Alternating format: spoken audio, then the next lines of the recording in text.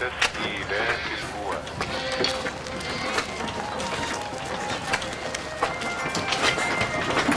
مالك يا عم ربيع؟ ما تقول لي يمكن اقدر اشيل عنك. كتر خيرك يا احمد يا ابني، ربنا يشيل عني وعنك.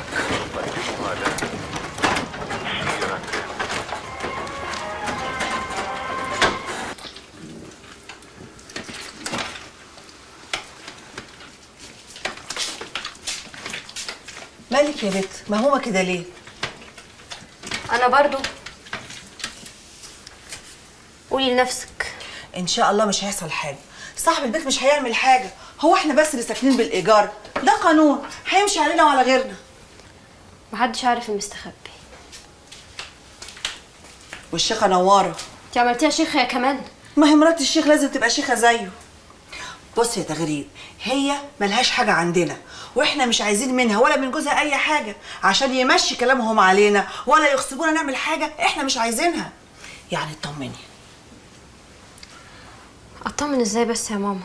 انت مش شفتي وشها اتقلب ازاي؟ يتقلب مره واتنين وتلاته، ايه يعني كبرها ايه؟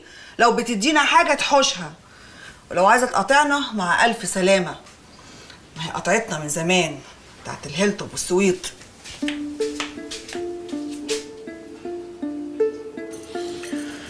اهلك دول عقلهم على القد يا نواره. الدنيا فاتحه لهم دراعاتها الاتنين وهم مش عاوزين. سبحان الله. انت ما شفتش وش امي وهو راكبها 60,000 عفريت اول ما جبت لها سيره العريس؟ ولا البت طلعت فيا مره واحده. انا اديت الراجل كلمه يا نواره. تبقى استعجلت يا معتمد، كان لازم تتأنى. وانا اللي قلت ان هم ما هيصدقوا. امي بتقولي انها مخطوبه ومقري فتحتها. مقري فتحتها؟ مقري فتحتها لمين يعني؟ ليه بني ادم كحيان؟ ده انا جايب لها شهبندر التجار. قال بالحق، هو فين الشيخ عتبه؟ الشيخ عتبه يا ستي دخل كازن القمار والعياذ بالله، ربنا يغفر له. يا لهوي ينيله. نواره، الله اعلم ايه اللي هيحصل لو المشروع بتاعنا ما تمش. بس ايه الريحه الحلوه دي يا امراه؟ يفجر لك ايه يا راجل؟ ما دي ريحتي على طول. نواره، عايزك تروحي لاهلك وما ترجعيش الا وهم موافقين، وانا اللي هقول لك تعملي ايه. ايه؟ الترغيب والترهيب يا امراه. يعني ايه يا اخويا ترهيب وترغيب كده؟ يعني لما تبقي قاعده قدامي بالقميص الملعلط ده اسمه الترغيب. طب والترهيب؟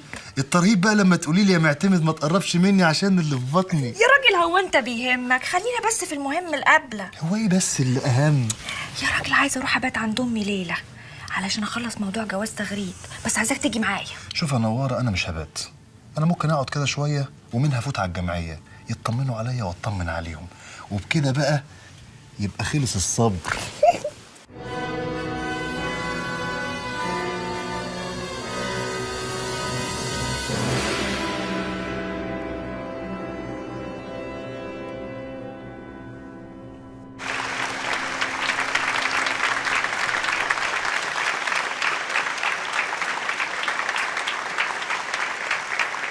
ميرسي.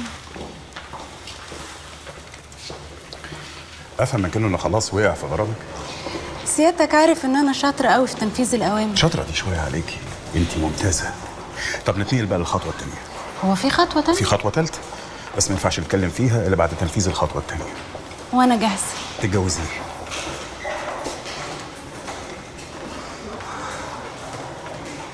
مالك؟ زي ما تقول سيادتك كده ان انا ناويه اتجوز بجد. كنت بقول كفايه. يا هند ده شغل، والبني ادم السعيد في حياته هو اللي بيشتغل لغايه ما يموت. وبعدين انت قلتي ناويه تتجوزي، يا ترى عندك العريس؟ لغايه دلوقتي مفيش، بس لو نورت اللمبه الخضراء هلاقي عريس واثنين وثلاثه. ما اختلفناش، تتجوزيه لغايه لما تولعي اللمبه الخضراء بتاعتك. ونوع ايه الجواز ده؟ شرعي ورسمي ومأذون وموثق. يعني مش جواز طياري؟ مش طياري. ممكن اعرف السبب؟ ليه شرعي وليه رسمي؟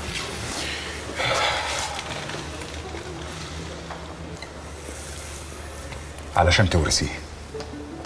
مراته هتكون الوريث الشرعي الوحيد له، هو ملوش حد مقطوع من شرعه. بس دي حاجه ما يعرفهاش غير ربنا، مش جايز اموت قبله؟ لما تعرفي التفاصيل هتعرفي انه هيموت قبلك. يا سعاده اللواء، ده انا ممكن اكون قاعده معاك دلوقتي وتجيلي سكته، او ممكن اخرج من هنا واعمل حادثه. يا هند احنا مش في درس فلسفه، وبعدين انت ايه اللي مش مريحك في الموضوع؟ مش عارفه، حاسه ان العمليه دي غير كل العمليات اللي فاتت. كل عمليه وليها ظروفها، ومن حقك تعرفي ظروف العمليه دي. يا ريت. خاين. عايزه حاجه اكتر من كده؟ خلي الشركه هو مسؤول عنها بالكامل، عارف كل اسرارها وعملياتها حتى اموالها في الخارج. انا كده فهمت يا مجدي باشا، بعد كده كل حاجه هتبقى بتاعتي وملكي قانونا. تمام. وبعدين انت تاخدي اللي ليكي والشركه تاخد اللي ليها. مش فاهمه. يعني اموال الشركه ترجع لها بالكامل واموالها الخاصه تبقى بتاعتك انت. طب ولو طلع ما عندوش حاجه؟ مش ممكن ما يكونش عنده حاجه، ده خاين، والخيانه فلوسها كتير. تصوري على الاقل 3-4 مليون جنيه، اكتر شويه اقل شويه، في النهايه دي عمليه سهله بالنسبه ليكي. هو اختلس ولا سرق ولا؟ حتى لو كان عمل كده كنا ممكن نعالج الموقف بطريقه تانية. الاختلاس والسرقه دي حاجات صغيره في الشركات المهمه زي شركتنا، لكن لما يبقى خطر على الشركه نفسها او يكون سبب في دمار ناس كبيره، يبقى الحل هو اللي انا قلت لك عليه دلوقتي. ها، نقول مبروك يا عروسه.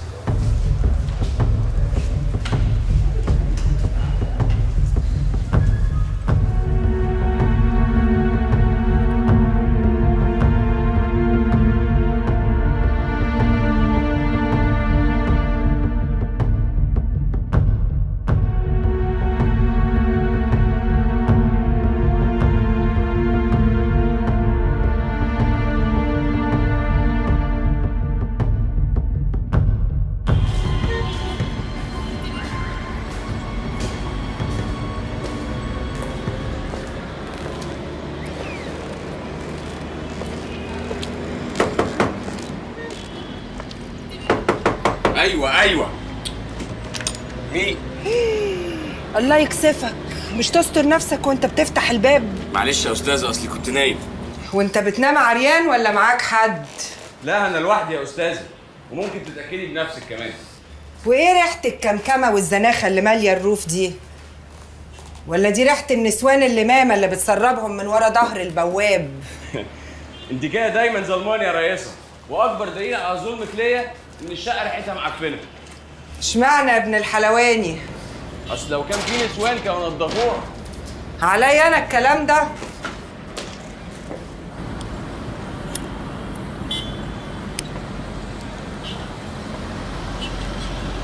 وايه سبب الزياره المفاجاه دي؟ هيكون ايه غير الشديد القوي؟ سالت على الراجل؟ طبعا. وعرفت ايه؟ عرفت اللي حضرتك عارفاه، اللي بيغضب عليه بيرميه من فوق سطح عماره وفوق منه صبة اسمنت. وناس تانية بتقول انه عنده يخت في البحر الاحمر، اللي بيغضب عليه بيجرجره على هناك ويرميه في وسط الميه ومنه لسمك القرش. وعايزاني اصور بيت الدعاره اللي ناوي يعمله؟ لا انا اسف، لا ناوي ترمي من فوق سطح عماره، ولا انت ناويه تبقي جوه بطن سمكه قرش؟ احنا ملناش دعوه بيه ولا هنقرب. حلو قوي، يبقى كده الموضوع لاغي. لاغي ايه يا هبل؟ دي خبطه العمر اللي بيها نقدر نعمل الجورنال السياسي الاجتماعي اللي انا بحلم بيه. ازاي وانت بتقولي ان احنا مش هنقربها؟